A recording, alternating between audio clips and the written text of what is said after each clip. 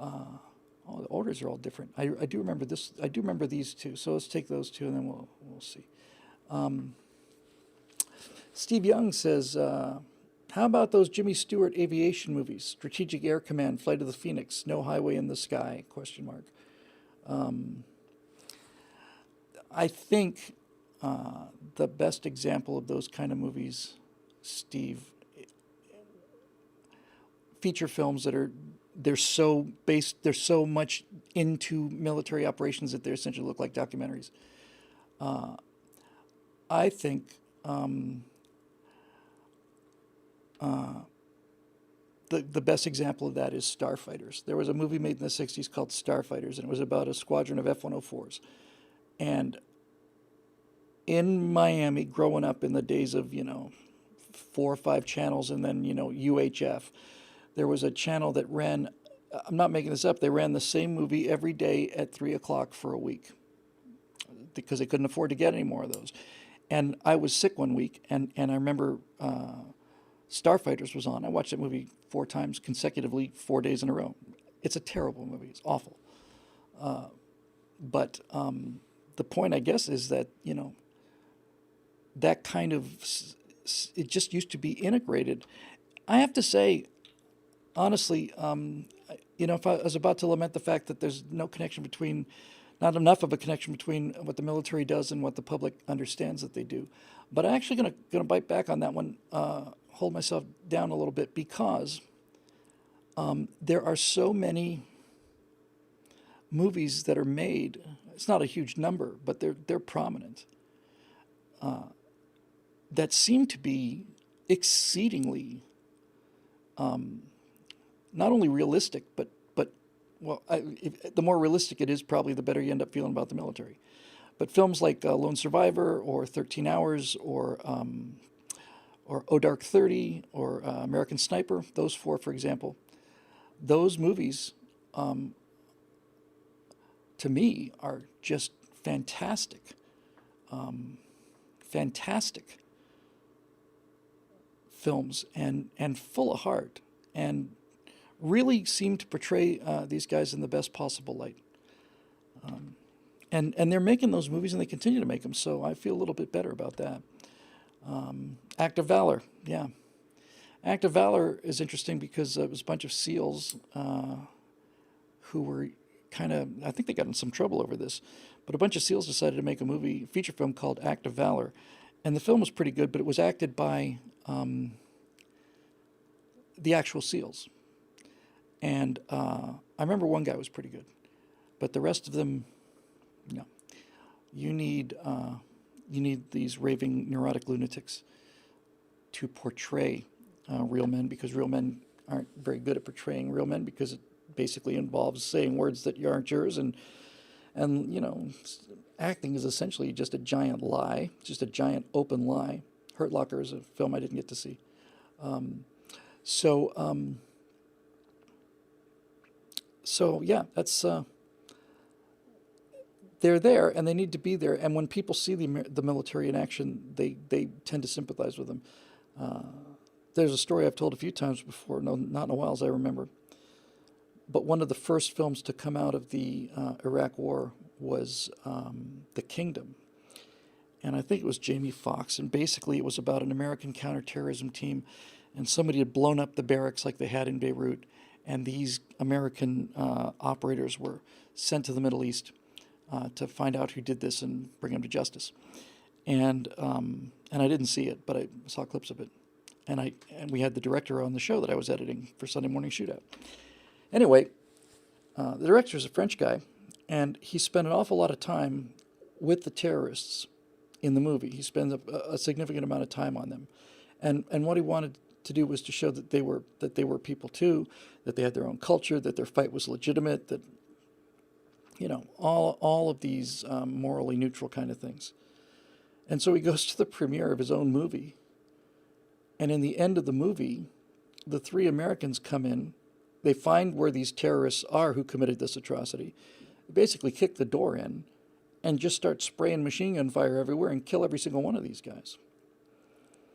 which is a tragedy. It's a tragedy of violence in the eyes of this filmmaker, and he ran this for a bunch of liberals for the screening of this thing, and when they shot all of the terrorists, everybody in the room just cheered, just got up almost out of their seats and cheered and applauded and screamed, and he was apparently literally saying, no, you missed the point. You're not supposed to like this. It's like, yeah, we're not supposed to like the fact that the good guys come in and shoot the bad guys, because we know there's a difference between good guys and bad guys. We know that not all bad guys are bad, and not all good guys are good, but we know there's a difference between the good guys and the bad guys. And when the good guys come in and kill the bad guys, it makes the good guys feel good. Not so hard, really. And apparently the subtle nuance of wanting the terrorists to live as much as you wanted the soldiers going after the terrorists. I apparently wasn't sophisticated enough intellectually or emotionally to be able to understand the point of that. And a movie that I didn't see, and I wanted to, but I decided not to, because of the same thing as Act of Valors that started this little detour, was Clint Eastwood's movie. And it's one of his few misfires. And one of the problems with the movie is that the title is unrememberable. It's the something, something, something to something, something. It's about the train incident.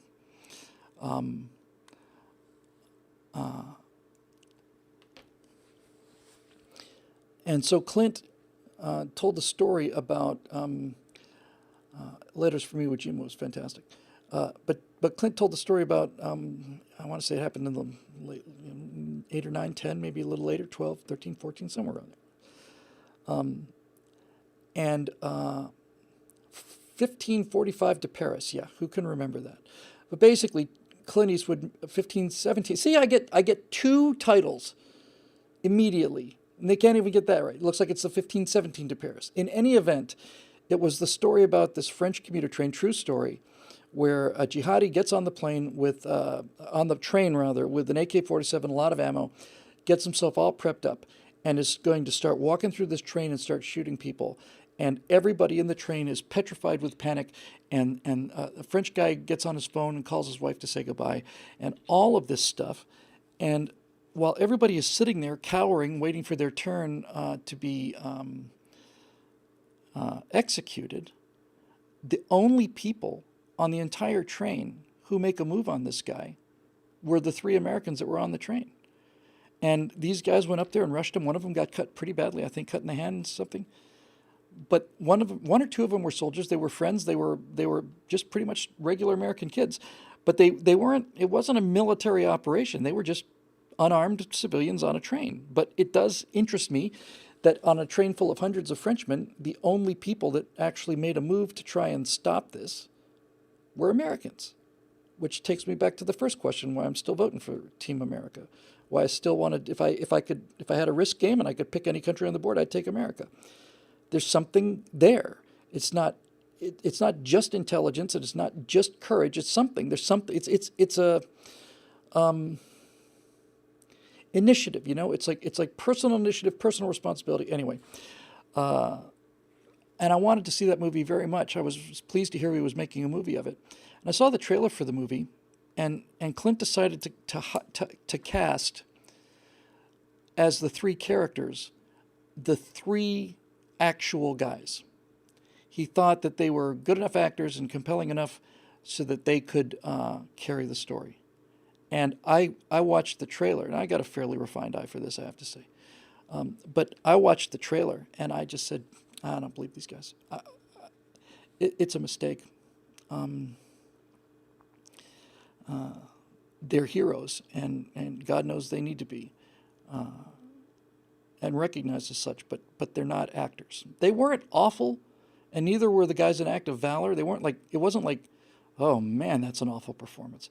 But it was pretty wooden, and it certainly wasn't exciting or motivating or anything like that. I really do think that the mental equipment required for being the kind of person who knocks down a terrorist door in Iraq or Yemen at 3 o'clock in the morning and the kind of person who lives in Santa Monica who will portray that person in the movies, I think those two mindsets are almost antithetical.